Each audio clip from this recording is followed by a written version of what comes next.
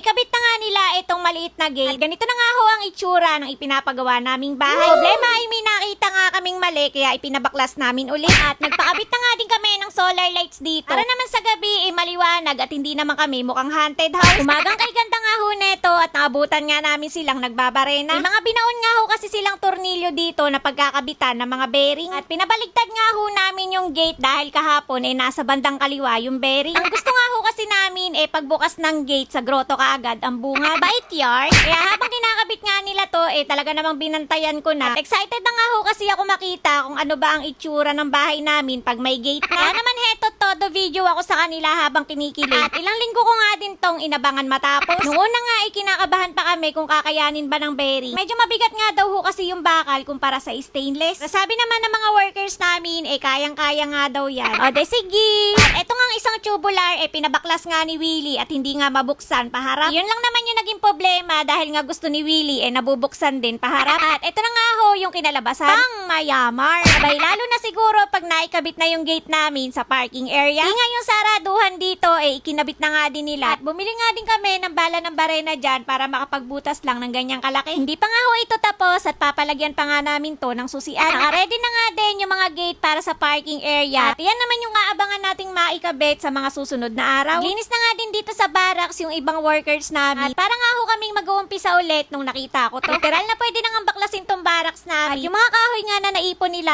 ganito pa lang kadami. Mainam na nga lang at puro tubular at GI pipe yung mga pinagbibili namin. Dahil kung hindi baka hindi lang ganitong kadaming kahoy yung masasayang. Papakinabangan pa naman to panggato. At mainam na nga lang at meron nang gustong kumuha. Pati nga itong mga sako ng simento nakabuod nga din ng pagkakasalansan. At yung mga kalat naman ipapasabay na nga sa hakot ng basura. Yung mga tubo naman napakadami pa palang sumobra. At nung naipon nga pwede pa pala kami magpagawa ng isa pang bahay. Abay baka magpagawa na nga din kako ng mga bahay yung mga kapatid ko. Kaya naman itong mga tubo itatabi ko muna dito. Tapos ko nga maglibot dito sa bahay nag-unbox na nga ako nitong pinabili ko kay Willie. At sabi ko nga kailangan namin ng solar lights dito. Habang yung mga ilaw namin hindi pa nga nakakabit. Para naman kahit gabi maliwanag pa nga rin dito. At nasa 10,000 watts na nga din to para siguradong maliwanag dito sa harapan ng bahay. At ang maganda nga dito complete set na nga din. Kaya wala ka nang poproblemahin at ikakabit mo na nga lang. Saglit pa nga lang to nasisinagan ng liwanag. Heto nga't napailaw ko na. Kasama na nga ring remote yan para kung sakaling may gusto kang i-adjust. May pa-previous pa nga yan na cute size na ilaw. Nung una nga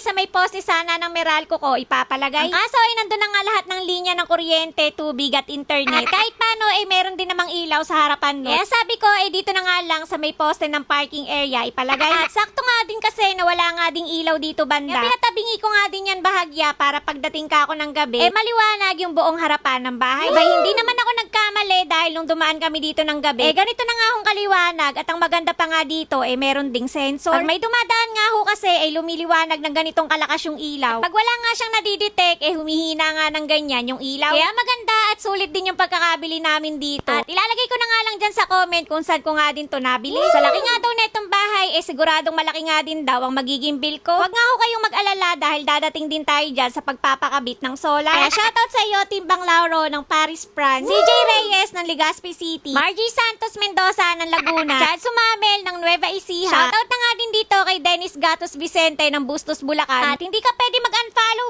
Johnson Ibona ng Cebu, Emiliano Pakinga ng Valenzuela, pati na nga din itong si Ferdinand Crisostomo dahil umpisa pa nga lang daw nakasubaybay na siya. Vincent Cagayan ng Isabela, Chris Angelo Amointica ng Tanay Rizal, at Reggie Santos Villapanya ng Angeles City. Tunay lang na malayo na talaga ang nararating ng mga bahay update. Kaya anong oras mo nga ulit to napanood? Hanggang saan na naman ba nakaabot itong video ko? Kaya naman, wag mo akong kakalimutang i-follow. Bukas